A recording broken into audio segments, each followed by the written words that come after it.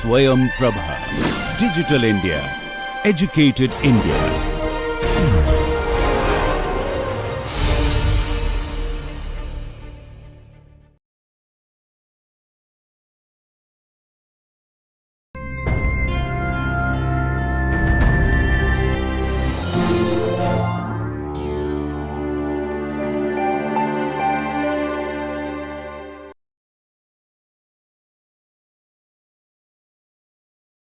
Inventions not patentable.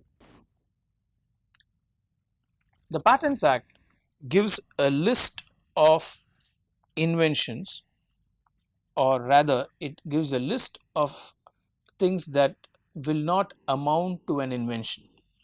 Now these are seen as at one level, these are seen as exceptions to patentability. These are statutory exceptions. We call them statutory because they have been introduced by the Patents Act, and they are exceptions because the Act says that the following are not inventions within the meaning of the Act.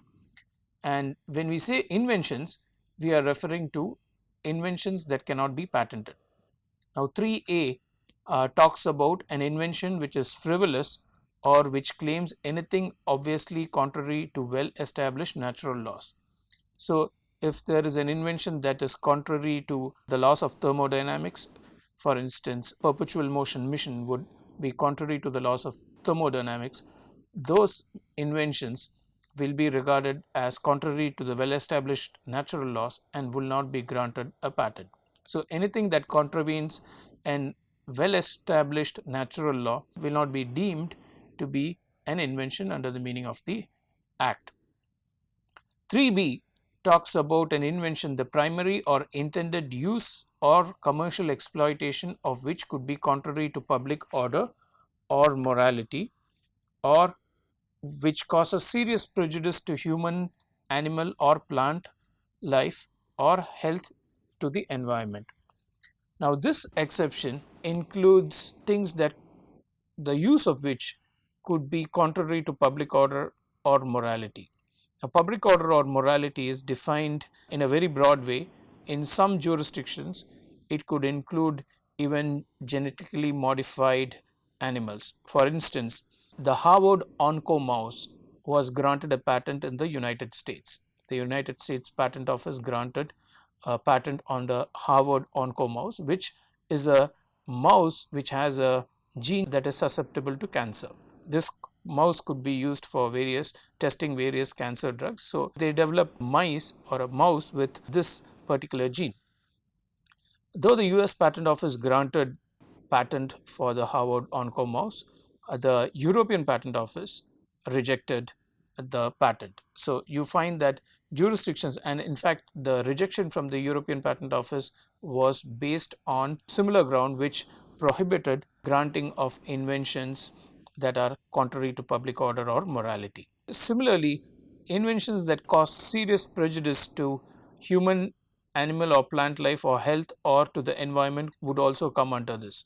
So if there is an invention that can cause mass destruction, it could be captured under this because that can be regarded as something that could seriously prejudice human, animal, plant life or health or to the environment. Also, the classic example that you will find in various patent treatises is the one of the guillotine. The guillotine was used in Europe for executing human beings. So this was something which was regarded as prejudicial to human life, and instruments like the guillotine will not be granted a patent.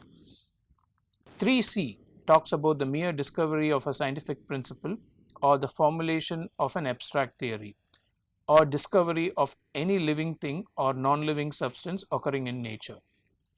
All discoveries are not patentable. Now, the discovery, if it pertains to a scientific principle or the formulation of an abstract theory, say the theory of relativity or the principle in science which is well established, the mere discovery of that principle or formulation of a theory will not constitute an invention. We had seen earlier that for something to be an invention, it should manifest itself in the form of a product or a process. These are the two categories of things for which patents can be granted. Scientific principle and a theory remains articulation of a way in which something works. It does not necessarily encompass a product or a process for the purposes of the Patents Act. In addition to the discovery of a scientific theory, principle, or an abstract theory, the discovery of any living or non-living substance occurring in nature cannot be the subject matter of a patent. So anything that exists in nature, be it living or materials, substances, cannot be the subject matter of a patent. Artificially synthesized substances could be a subject matter of a patent. Section 3D talks about certain kinds of substances and processes which will not be granted a patent. Now, Section 3D comprises of three parts. The first part says that the mere discovery of a new form of a known substance which does not result in the enhancement of the known efficacy of that substance will not be regarded as an invention. Now, what is not an invention was the statement with which Section 3 begins.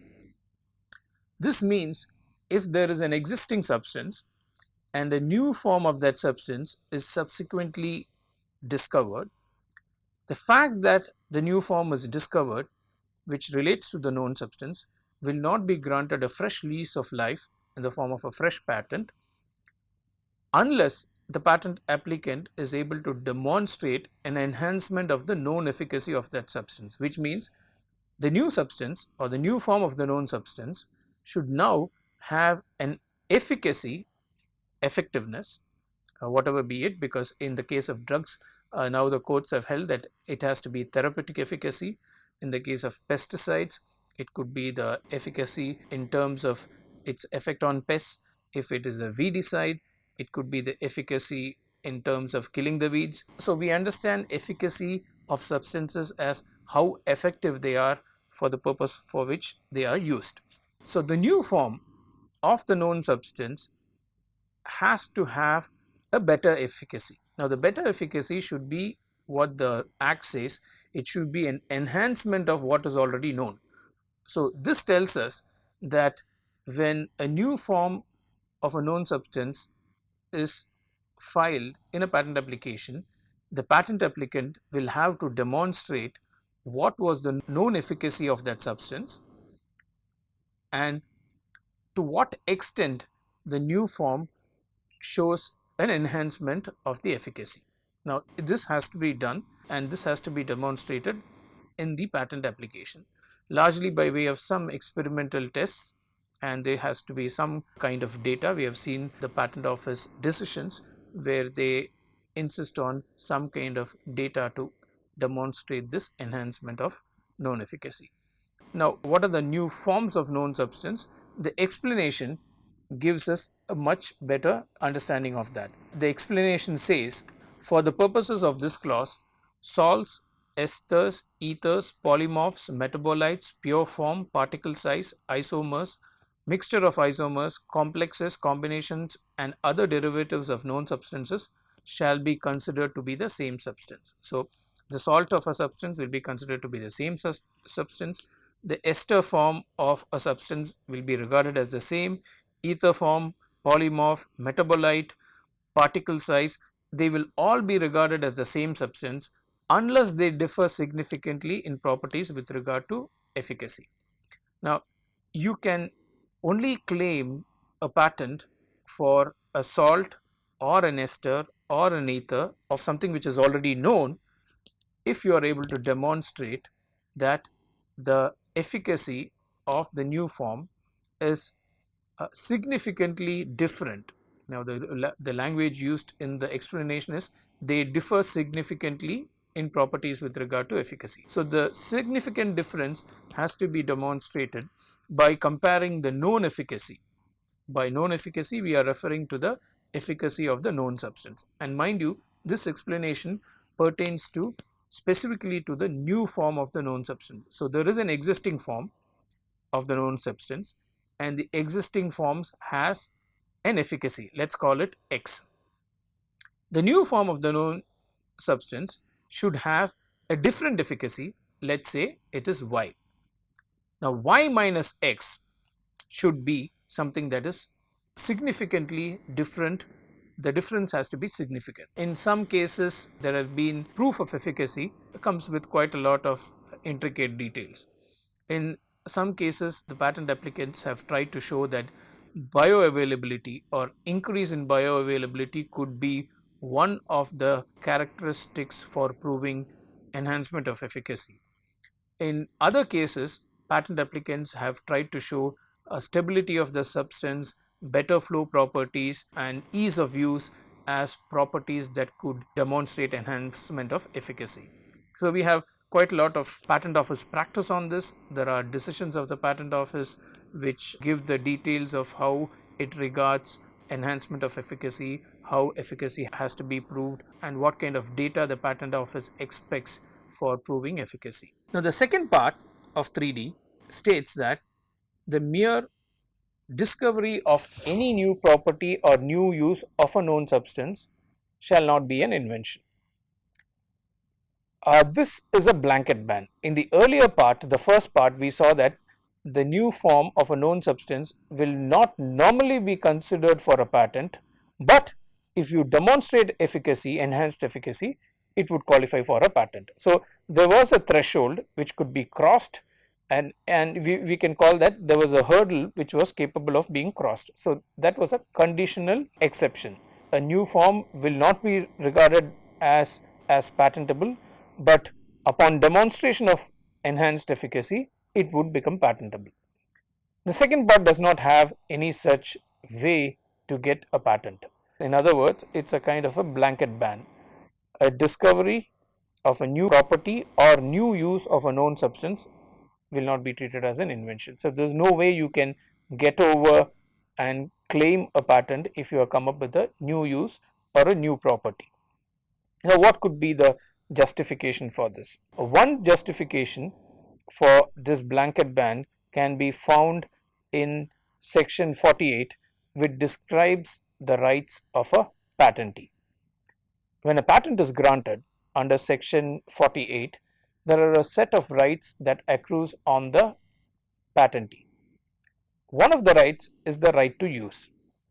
So, if the right to use is already granted for the known substance, a new use of the known substance should not be granted based on that logic, for the mere fact that a new use was discovered, but the substance still remains the same. So, it pertains to an existing substance. What the patentee had only discovered was a new use of that substance. So, there was no technological contribution by the invention. It was just a discovery of what the invention could already do by the patent applicant. So, the new use was already there. It just came to the knowledge of the applicant by some experimentation or by testing. So, since use is one of the rights that is granted along with the patent at the first instance, new use will not be granted a fresh lease of patent life. Similarly, new property also pertains to something which was inherent in the known substance. It was only discovered by the applicant. So, the discovery of something which is inherent, like a new use or a new property which does not contribute anything new to the substance itself, will not be regarded as an invention. The third part of section 3D states that the mere use of a known process, machine or apparatus, unless such known process results in a new product or employs at least one new reactant, it will not be regarded as an invention. So, the use of a known process, the earlier part pertained to use of a known substance. In this case, it is use of a known process, machine or apparatus. Now, using a known process, machine or apparatus will not qualify for the grant of a fresh patent, because the use of the process is already known, or the machine or the apparatus is already known. But if the known process results in a new product, then that particular case could qualify for a fresh patent. Or if employs at least one new reactant, again in that case the use of a known process could be regarded as being the subject matter of a separate patent. Now, we do not have a very clear articulation of how this clause can be instrumental in getting a patent, and we have not come across any detailed discussion either by the patent office or guidelines issued by the patent office showing how this provision shall be put into operation. Then we have section 3E. Now we are still on the exceptions. We are on what are not inventions. A substance obtained by the mere admixture resulting only in the aggregation of properties of the components thereof, or a process for producing such substance. Now, if you mix two or three known substances and the aggregation of the properties are just, it is a combination of their existing properties, then that substance which results from the mixture of two or three other substances will not be granted a patent. Now, the logic is quite simple. If you look at pharmaceuticals, pharmaceutical compositions constantly combine existing or known drugs. Now, lactobacillus could be combined with an antibiotic, an antipyretic could be combined with an anti-inflammatory drug. You have various combinations coming out all the time. Now, this provision allows combinations to be made but not to be monopolized. So, you could have combinations, you could have admixtures, and if the admixtures just result in the aggregation of their individual properties, then there is no need for a fresh grant of a patent life. However, there could be cases where the admixture results not only in the aggregation of properties, but it also results in something additional to the aggregation of properties. What we call, it could result in a synergy, it could result in a synergistic effect. Synergistic effect in common parlance is where 2 plus 2 makes 5. Now, in those cases where the synergistic effect is unexpected and the effect is not expected as a mere aggregation of the individual properties, in such cases you could claim the synergistic effect, and that could be the subject matter of a patent. So, the patent office manual does describe that mere admixtures are not normally granted a patent, but in cases where they result in a synergistic effect, that could be the subject matter of a patent. Section 3F states that the mere arrangement or rearrangement or duplication of known devices, each functioning independently of one another in a known way, cannot be an invention. Now, this is on expected lines, because the fact that few devices, mechanical or even other devices, that could be arranged or rearranged in such a way that they all function independently of one another in a known way, cannot be the subject matter of an invention. If they function interdependently, not independently, then that could be the subject matter of a patent in a way which is not expected.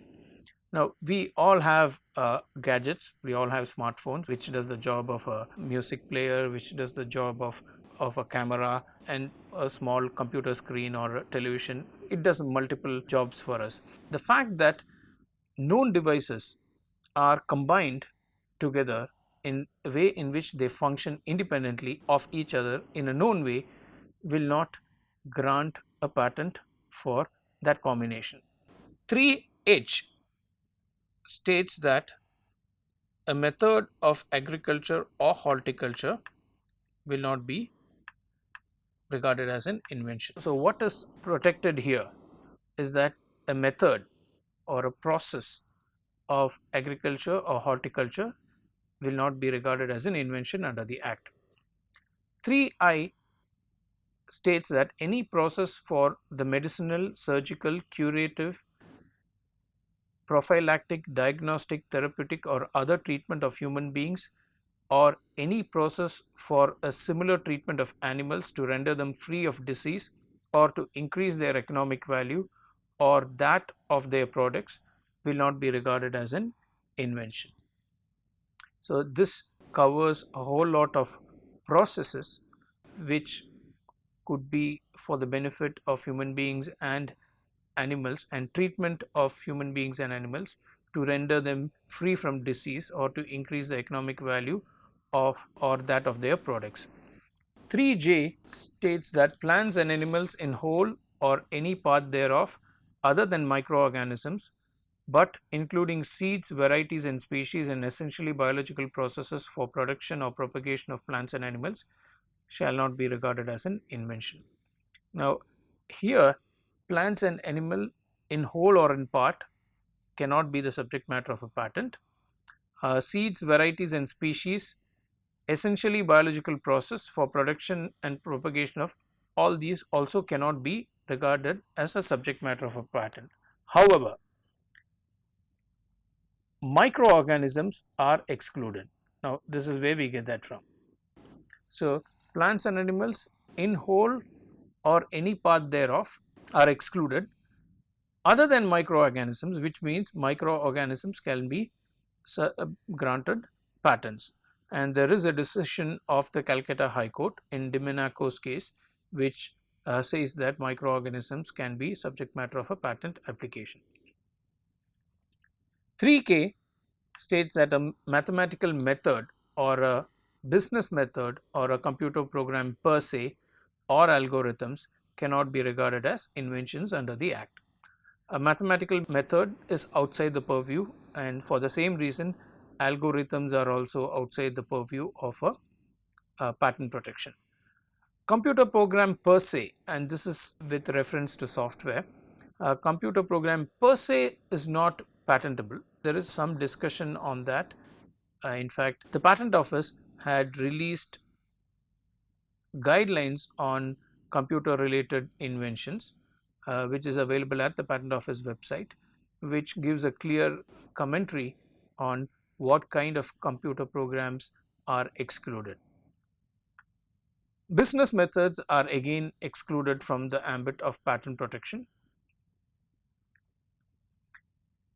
3L states that a literary, dramatic, musical or artistic work or any other aesthetic creation whatsoever, including cinematographic works and television productions, cannot be subject matter of an invention. The reason for this is quite straightforward. This clause covers copyrighted works. So, whatever is subject matter of a copyright cannot be granted a patent protection in addition to what is already covered by another kind of intellectual property right. 3M states a mere scheme or rule or method of performing mental act or method of playing a game. So, an arrangement of things, what we call a scheme or a rule, or doing a mental act like adding or computing, or a method of playing a game, all these things are excluded from the subject matter of a patent. 3N, a presentation of information, the way in which information is presented is again not patentable. Topography of integrated circuits again is not patentable. We have a separate act for that, for Semiconductor Chips Layout Act. And 3P, an invention which in effect is traditional knowledge or which is an aggregation or duplication of known properties of traditionally known components, cannot be the subject matter of an invention. Now, this clause excludes what is already known in the traditional knowledge or which is an aggregation or duplication of known properties of traditionally known component or components. So, what is already known as a part of the common knowledge, what we call traditional knowledge, cannot be the subject matter of a patent. For instance, some food products may be regarded as having medicinal value, and some communities may have discovered this before. So, in those cases they cannot be a patent for that component or that substance. You would have heard the dispute with regard to turmeric and neem. They largely come under this provision. What is already known in traditional knowledge cannot be patented. Now, if you look at all these exceptions in section 3, there are a host of them. You can see some pattern there. Now, some of these exceptions are policy exceptions, that the Indian government does not want patents to be granted on a method of agriculture or horticulture, that it's clear to see that there is a policy behind it. Some other exceptions here are exceptions because they have been protected by another enactment. We saw that in 3L, literary, dramatic, musical and artistic works are excluded from the ambit of patent protection because they are covered under the Copyright Act. Again, the same can be said for topography of integrated circuits. You have a separate act to cover it. Some of them are exceptions which are recognized in the patent law, but they have been expressly mentioned here to take care of certain concerns. For instance, traditional knowledge can always be used as a ground in challenging the novelty of an invention. Traditional knowledge, in most cases, we can assume that there is some form of codification of this traditional knowledge. So, that traditional knowledge, say a text in an ancient work or text which you could find in a local language, could always be used as a prior art material to question the novelty of an invention which tries to patent it. So, though traditional knowledge is available as a mechanism, or rather, though traditional knowledge could be used for challenging novelty by questioning the novelty of that invention, Section 3P provides a special category for the patent office to look at instances where traditional knowledge is covered, even without having to look into the requirements of patentability. The requirement of patentability are novelty, the invention involves novelty or it is new, that the invention involves an inventive step, and that the invention is capable of industrial application. Now, even before applying these three steps, Section 3, the exceptions in Section 3 are applied first. Now, this gives the patent office the advantage of not having to look into whether there is novelty and looking at the prior art materials that can question the novelty or that can kill the novelty. Even without doing that, Section 3P gives the patent office a quick way to look into an invention if traditional knowledge is involved. So, if traditional knowledge is involved, using 3P, the patent office can raise an objection saying that there is traditional knowledge in this case, we will not grant a patent. Obviously, when the patent office communicates its decision, it is normally done by way of a document called the first examination report or the first statement of objections. Now, in the first statement of objections, the patent office will not only raise arguments under or challenge or raise objections under Section 3P, it would also raise objections on lack of novelty. So, but this, we understand this as traditional ground that could be used for questioning lack of novelty, but because traditional knowledge is involved, it has been captured as an additional ground of exception. There are also some exceptions in this list which were introduced to address certain issues that are particular to India. Section 3D has a history behind it. Section 3D was introduced in 2005, and before that India went through a transition period between 1995 to 2005. India had taken time as a part of enforcing its WTO obligations. Now, during this time, there were quite a lot of applications that came into India which pertain to product patents for pharmaceuticals. Before 1995, India did not grant product patents on pharmaceuticals. Post 1995 till 2005, India started accepting, more particularly from 1999 onwards, India started accepting applications for pharmaceutical products. Now, there was a fear that earlier substances that were invented before 1995 could now come in some form of the other with the request for a 20-year term for a fresh patent. Now, this concern is, in some cases you will find discussions on evergreening of pharmaceuticals. Evergreening is a term that is used which to denote that the monopoly over the drugs could be kept for a longer time just by ensuring that series of patents are filed cumulatively one after the other, so that the total protection offered by the series of patents are much longer than the normal 20-year period given to the invention had there been only one patent. Now, evergreening is something what the pharmaceutical companies call life cycle management, which is normally done in cases where products are involved and where products the life of a product can be extended to maximize profits.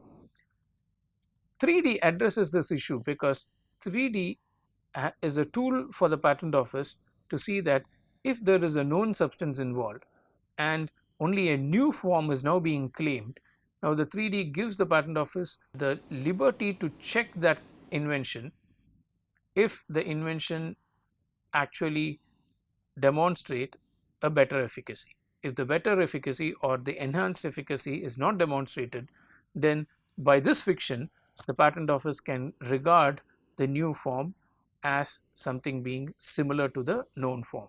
So, in effect, the patent office is not doing anything but just recognizing a new form without any new benefits or without any enhancement of efficacy. So, that is the objective behind the 3D, because 3D came and makes sense in a country which went through this transition in its law, where at one point it did not grant product patents for pharmaceuticals, and after a period of time it started granting product patents for pharmaceuticals. So, there was this inherent danger. Substances that were discovered before could now be passed on as new substances by just tweaking their form. So, that is the reason why the 3D came into being. Certain other objection or exceptions in section 3, like mere discovery of a scientific principle, formulation of an abstract theory, these are known. Even other jurisdictions have similar exceptions. This is to ensure that ideas or concepts are not patented. What should be patented should be a workable or an idea in working which results in a product or in a process or method of manufacturing or method of doing something. Apart from section 3, section 4 also includes some exceptions that cannot be patented. Section 4 states inventions relating to atomic energy cannot be patented.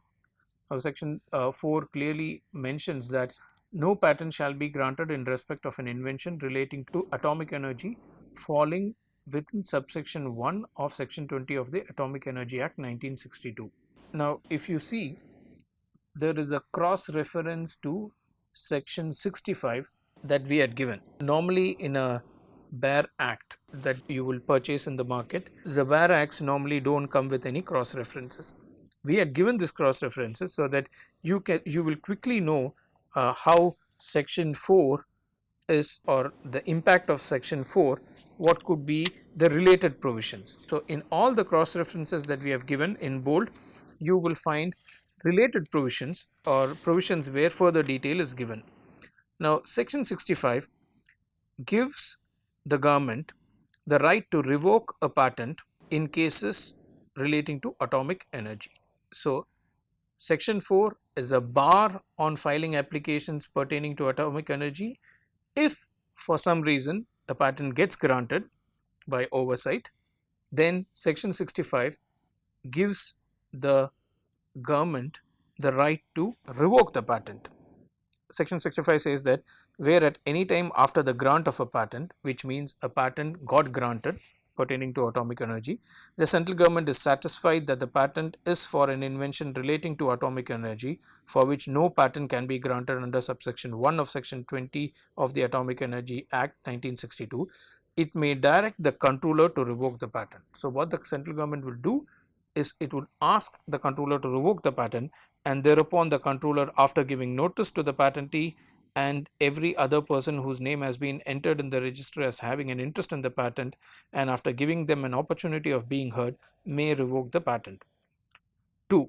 In any proceeding under subsection 1, the controller may allow the patent to amend the complete specification in such a manner as he considers necessary instead of revoking the patent. So, there is a way out. It need not be revocation.